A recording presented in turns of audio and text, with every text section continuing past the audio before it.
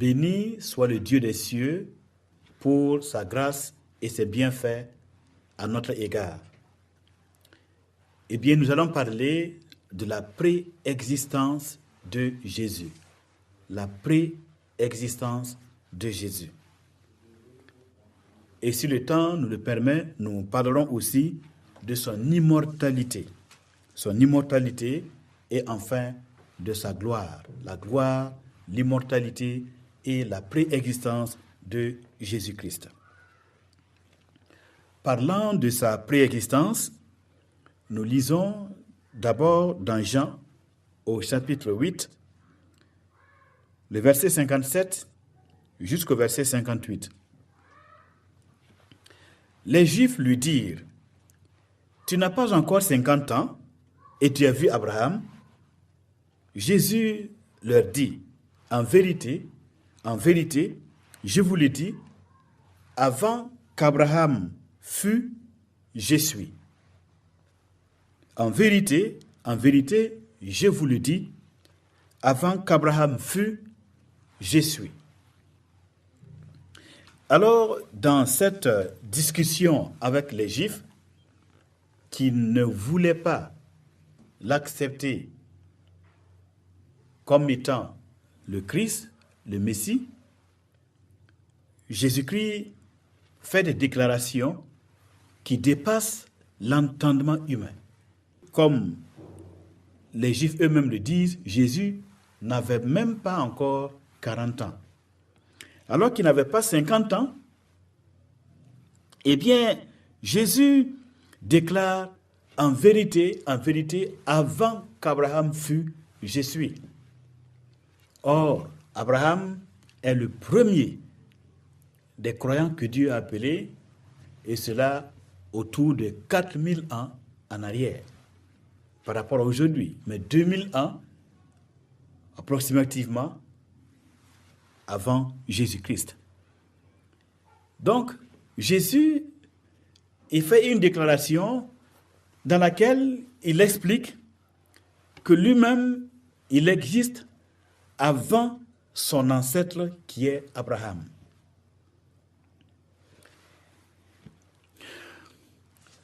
De la même manière que les Juifs, à l'époque, n'ont pas compris, nous sommes dans la même situation.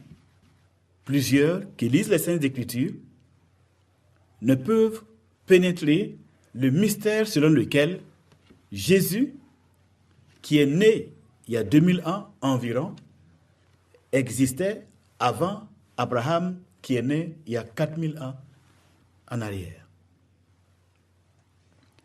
Toutefois, lorsque Jésus dit « Avant qu'Abraham fût, je suis », le terme « je suis », c'est de cette manière que Dieu s'est exprimé lorsque Moïse, prophète de Dieu, a demandé de connaître son nom. Moïse lui a demandé « Quel est ton nom ?»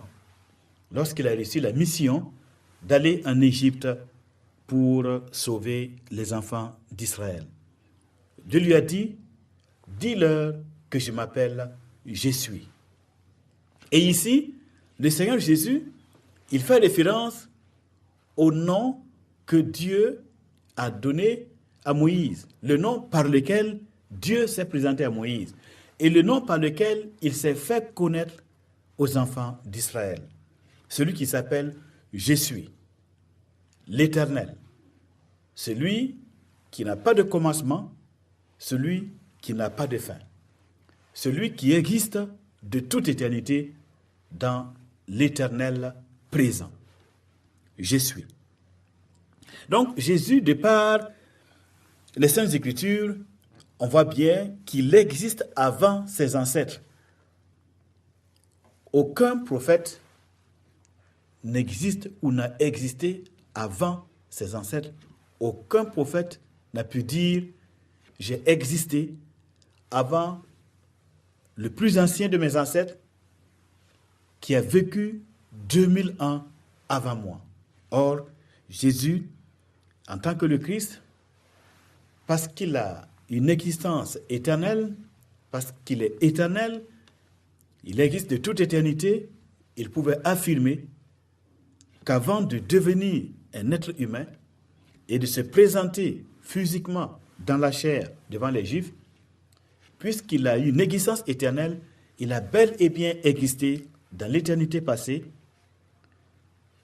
pas sous forme humaine, parce que sa nature humaine, sa vie humaine a commencé lorsqu'il est entré dans le ventre de Marie. Mais là, Jésus-Christ fait référence à sa vie avant de s'incarner, avant de s'envelopper d'un corps humain pour venir sur la terre. Il parle de son existence éternelle. Aucun prophète n'a une existence éternelle. Aucun n'a existé avant d'être enfanté dans le monde présent.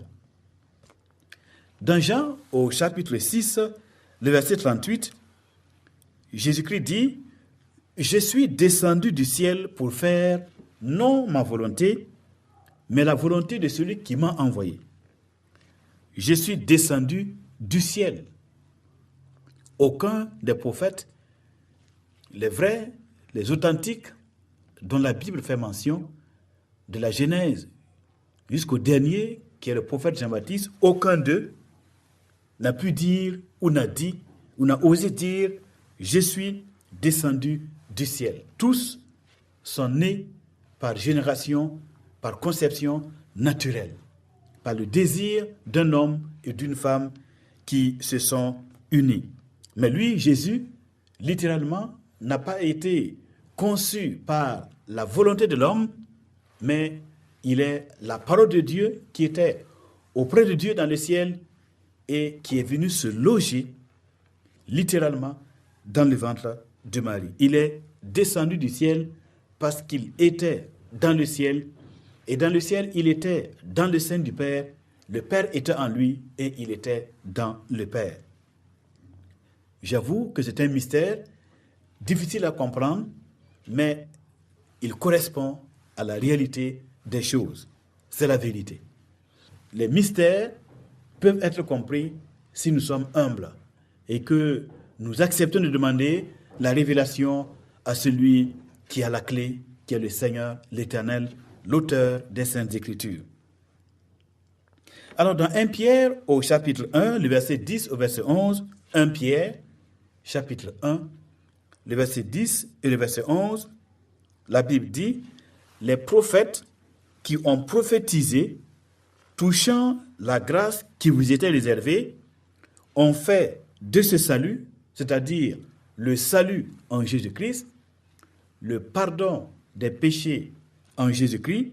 Donc, les prophètes qui ont prophétisé, touchant la grâce, le don de la justice gratuit qui vous était réservé, ont fait de ce salut l'objet de leurs recherches et de leurs investigations. Ils voulaient sonder l'époque et les circonstances marquées par l'Esprit de Christ qui était en eux. Ils voulaient sonder l'époque de la venue de Christ et les circonstances qui vont accompagner la venue de l'homme Jésus, le Messie, sur la terre. Ils avaient déjà en leur temps, puisqu'ils étaient prophètes, ils étaient animés de la même pensée de celui qui plus tard devait se révéler comme étant la source du salut. Ils étaient déjà animés de l'Esprit de Christ. Et c'est poussé par l'Esprit de ce Jésus qui est le Christ que les prophètes ont commencé à parler qu'un jour, la grâce de Dieu, la faveur de Dieu, la bonté de Dieu, la miséricorde de Dieu va se manifester et cette miséricorde de Dieu, cette grâce de Dieu deviendra la source du salut pour tous les hommes. Dieu sauvera l'humanité par pure bonté, par pure grâce. C'est-à-dire que c'est Dieu qui va pouvoir, qui va payer le prix, le ticket d'entrée pour nous permettre d'entrer dans son royaume éternel. L'entrée dans le royaume de Dieu, la justice ne sera jamais acquise par un être humain en pratiquant de bonnes œuvres ou en suivant une religion, une bonne religion, une religion parfaite ou en suivant une très bonne éducation. Non, personne ne pourra être sauvé par sa propre justice. Les bonnes actions que nous pouvons faire, les bonnes œuvres que nous pouvons faire, en réalité, sont déjà préparées par le Seigneur pour que nous puissions les pratiquer. Mais ces œuvres n'ont aucun mérite pour nous permettre d'être sauvés. En ce qui concerne le salut, il s'agit de recevoir ce qu'on appelle la justice de Dieu. Il s'agit d'être déclaré par Dieu juste vis-à-vis de sa justice, devant son tribunal. Il s'agit d'être déclaré juste devant le tribunal de Dieu. C'est de cette manière que nous avons le salut de Dieu. Mesdames, Messieurs, lorsque quelqu'un a commis un crime et qu'il se retrouve devant le tribunal, les juges ne vont pas se référer aux biens, aux bonnes actions, aux bonnes œuvres que cette personne a eu à faire dans le passé pour dire, bon voilà, nous savons qu'il a fait des offrandes, il a fait du bien aux pauvres, il a construit des maisons, il a fait ceci, il a fait cela. Donc, sa culpabilité, le fait qu'il a tué quelqu'un, et pour la raison pour laquelle nous sommes réunis ou assis à ce tribunal, eh bien, nous allons simplement annuler sa culpabilité quand bien même il a tué quelqu'un. De la même manière, nos bonnes œuvres, nos bonnes actions que nous accomplissons dans notre vie ne peuvent pas être la raison pour laquelle nous sommes déclarés justes. Nous sommes acquittés devant le tribunal de Dieu. Pour être acquitté, il faut prouver sa non-culpabilité. Il faut prouver son innocence. Or, puisque aucun de nous ne peut prouver qu'il est innocent devant Dieu, eh bien, il y a quelqu'un d'autre, et ça fonctionne comme ça selon la justice de Dieu, il y a quelqu'un d'autre qui peut être notre substitut, notre remplaçant, et qui vient s'identifier à nous, et à qui nous nous identifions. Il y a quelqu'un qui est juste, et nous pouvons nous approprier de sa justice pour que nous ayons la vie éternelle par lui et en son nom. Et cette personne, c'est Jésus, l'agneau de Dieu. Donc, nous pouvons retenir que les prophètes ont prophétisé touchant la grâce de Dieu qui était réservée aux hommes, et c'est cette grâce que nous annonçons aujourd'hui au travers de l'évangile du Seigneur Jésus. Évangile, bonne nouvelle.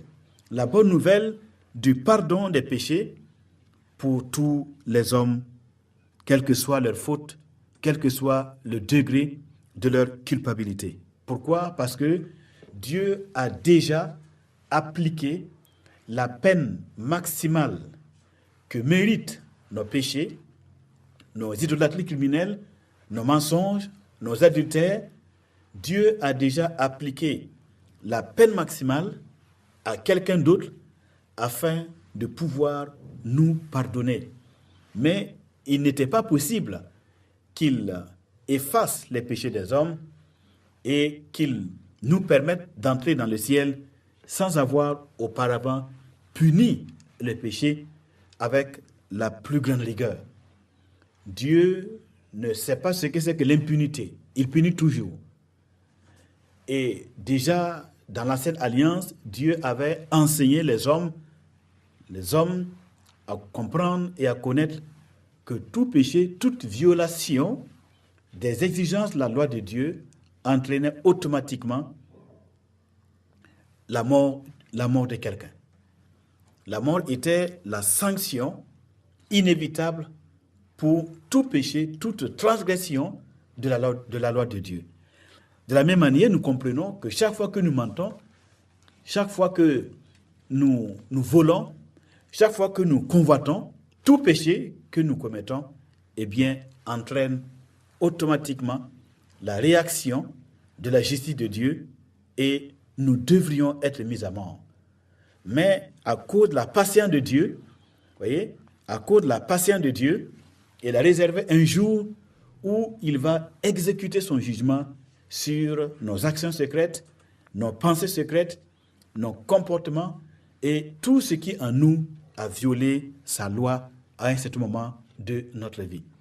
Et parce qu'il y a ce jour qui arrive, eh bien, et que Dieu ne voudrait pas voir toute la création, tous les hommes être confondus ce jour-là, il a mis en place un plan de salut, un plan qui permet à des hommes et à des femmes de se mettre en règle avec Dieu, en confessant leurs péchés et en acceptant le moyen par lequel Dieu les déclare justes, Dieu les pardonne, afin que ce jour-là n'existe plus pour eux, ce jour ne soit plus un jour de jugement et de condamnation, mais que dès à présent, ils aient le repos de Dieu, la justice de Dieu, la paix de Dieu, la paix avec Dieu, ils soient réconciliés avec Dieu et qu'ils soient certains de participer à la vie éternelle avec le Dieu des cieux.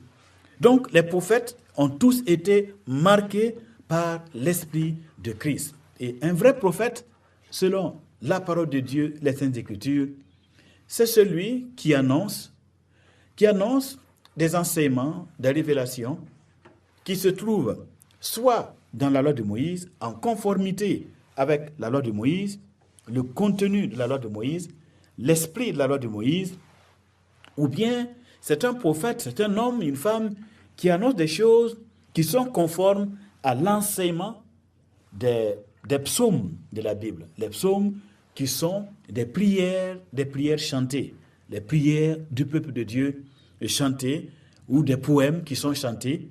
Eh bien, au travers de ces poèmes chantés, eh bien, nous avons la révélation de l'œuvre de Dieu dans les siècles à venir. Au travers de ces prières, nous voyons une personnalité qui s'exprime, nous voyons le Christ qui parle, qui prie, qui se manifeste au travers de ces saints hommes d'autrefois. Ou encore, un prophète authentique, c'est quelqu'un qui, si ce qu'il dit n'est pas dans la loi de Moïse, si ce qu'il dit n'est pas dans les psaumes, ce qu'il dit se trouve nécessairement dans les prophètes. Dans les prophètes, dans l'enseignement des prophètes qui l'ont précédé. Et quand nous prenons les prophètes, on les connaît, vous lisez la Bible, vous allez voir l'enseignement des prophètes au travers de la Bible. Ils ramènent toujours le peuple de Dieu à la repentance et à la mise en pratique de la loi fondamentale qui a été donnée à Moïse. Et avec la loi, tout le système du culte, tout le système de l'adoration qu'on appelle le système lévitique et toutes les lois qui l'accompagnent. Donc, il y avait des critères bien précis pour reconnaître qui est un vrai prophète et qui ne l'est pas. Le contenu de l'enseignement de celui qui se présente comme prophète était capital.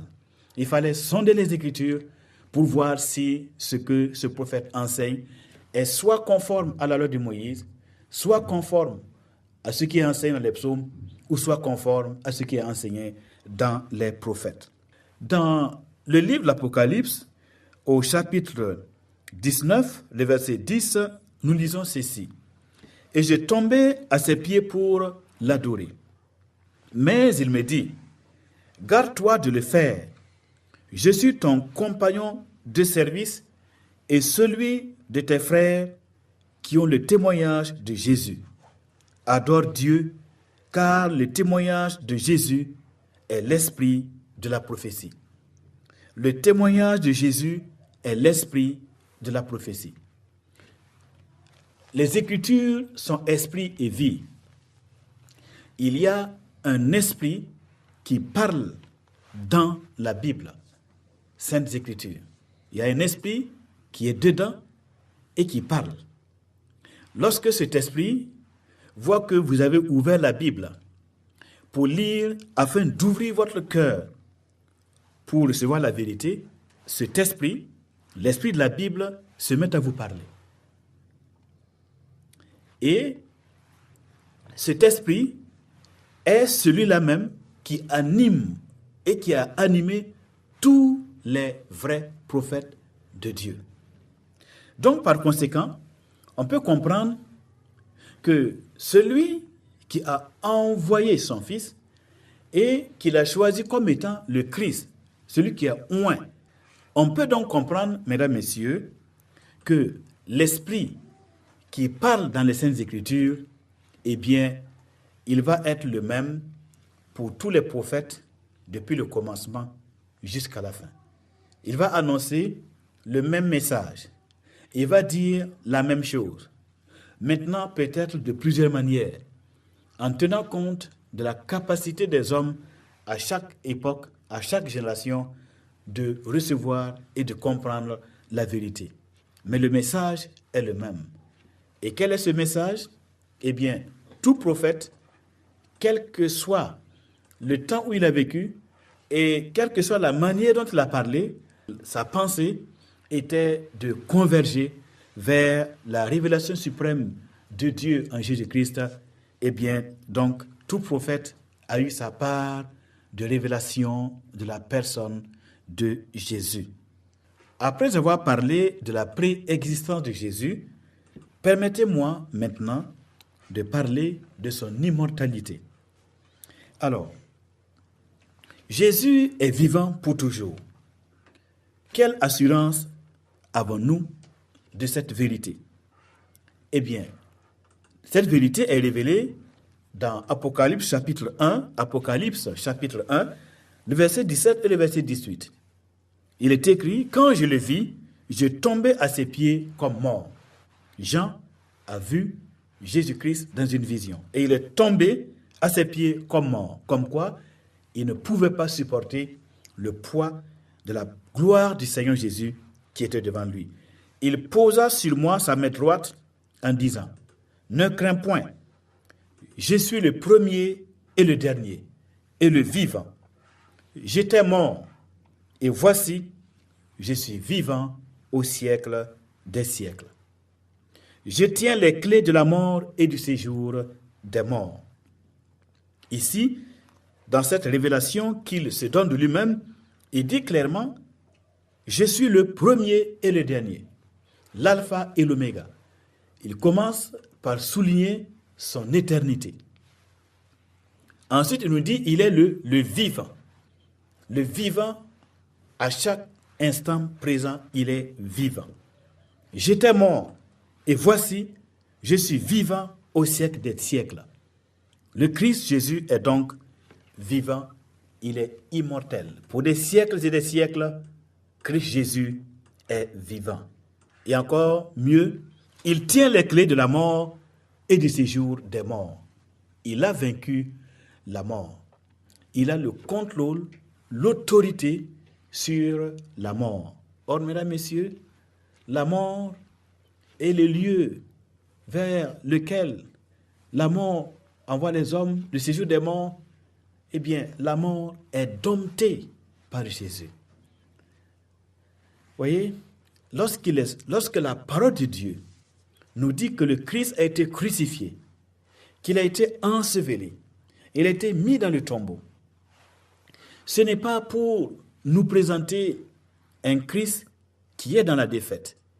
Ce n'est pas pour nous présenter un Christ qui est vaincu par la mort, mais plutôt pour nous montrer comment, volontairement, il accepte de mourir et par la suite, comment la puissance de Dieu brise le pouvoir de la mort et le ramène à la vie pour nous donner de comprendre et de connaître une bonne fois pour toutes que c'est Dieu qui a le dernier mot sur la mort. Et quand Jésus se réveillait de la mort, il a confisqué les clés de la mort, il a confisqué le pouvoir de la mort, il a détruit le pouvoir de la mort, il a annulé le pouvoir de la mort et il est sorti vivant. Et à partir de là, il met en évidence ce qu'on appelle l'immortalité par l'évangile. Au point que celui qui croit en Christ, il sait pertinemment, et l'Écriture le dit, comme le Christ est ressuscité, nous aussi, nous allons ressusciter à notre temps. Lorsque notre tour arrivera, nous allons ressusciter comme il est ressuscité. Le Christ ressuscité est comme une prémisse, un avant-goût. Lui d'abord, selon son rang, parce qu'il est fils de Dieu, et nous ensuite, lorsqu'il reviendra pour nous enlever avec lui. Donc, mesdames, messieurs, le fait que le Christ soit entré dans le tombeau, mais qu'il soit ressorti vivant, montre la puissance et la gloire de Dieu. La mort de Jésus et sa résurrection glorifient Dieu et montrent la suprématie, la souveraineté de l'Éternel Dieu. Toute la gloire de Dieu apparaît merveilleusement par la résurrection de Jésus-Christ d'entre les morts. Donc, ne soyons pas choqués et ne croyons pas que la mort de Jésus est une faiblesse de Dieu. Non, la mort de Jésus est un plan divin, mystérieusement conçu avant même la fondation du monde, dans le but de détruire la mort et d'offrir l'immortalité à tout homme qui croit. Dieu, par la mort de Jésus, nous appelle à sa gloire éternelle. Alors, parlant de la gloire de Jésus, lorsque nous lisons dans Matthieu au chapitre 16, le verset 27, Matthieu 16, 27, il est écrit « Car le Fils de l'homme », encore un autre nom de Jésus, le Fils de l'homme, car le Fils de l'homme doit venir dans la gloire de son Père avec ses anges, et alors il rendra à chacun selon ses œuvres. Et dans Matthieu 24, 30, il est écrit « Alors le signe du Fils de l'homme paraîtra dans le ciel, toutes les tribus de la terre se lamenteront, et elles verront le Fils de l'homme venant sur les nuées du ciel avec puissance et une grande gloire. » Toutes les tribus de la terre verront le Fils de l'homme, Jésus, venant sur les nuées du ciel avec puissance et une grande gloire. La gloire de Jésus. Aucun prophète n'a de gloire devant Dieu. Toute la gloire appartient à l'Éternel Dieu. Et quand Jésus, Fils de Dieu, fait référence à sa gloire et à la gloire de son Père, qui est la sienne, eh bien, c'est parce que Jésus savait qu'il est un avec le Père, qu'il est égal au Père, et par conséquent, il peut nous parler comme il a parlé. Lorsque le Fils de l'homme viendra dans sa gloire, avec tous les anges, il s'assiera sur le trône de sa gloire, la gloire de Jésus. Le Fils de l'homme viendra dans sa gloire, et il s'assiera sur le trône de sa gloire. Et dans Jean chapitre 2, verset 11, à Cana, en Galilée, il a transformé l'eau en vin. Et la Bible dit, tel fut à Cana en Galilée le premier des miracles que fit Jésus.